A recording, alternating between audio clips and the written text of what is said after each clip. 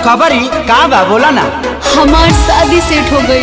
का DJ DJ DJ ये कौन बीमारी हो गई हो? ई बीमारी ना हो, ई डर हो।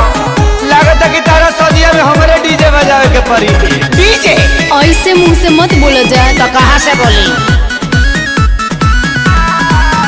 और सुना सुना यार तो हो गई शादी हमार, हमरा के तू भूल जाइहा, अब करी न तू इंतजार।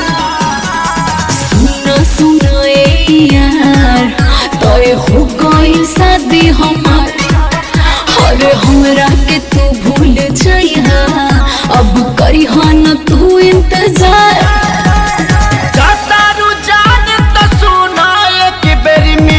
करा के जा जाता रुझान तो सुना एक बेर मीटिंग करा के जा।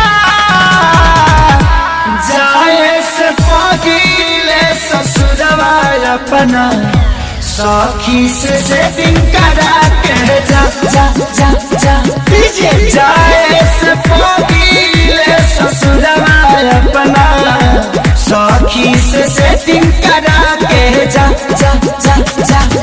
ए जान तू जाने तू जब से मिले लू तो बुझाला कि राशन के परी से मिलल बनी। गलती हो रहा है, राशन नहीं राशन। डिप्रेशन है, डिप्रेशन सिचुएशन।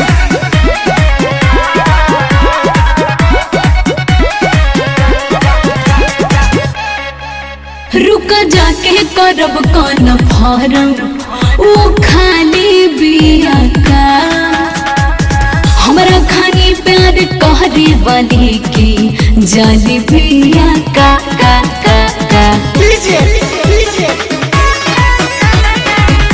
पुछली हाँ तोहरे खाली मिल रोज आई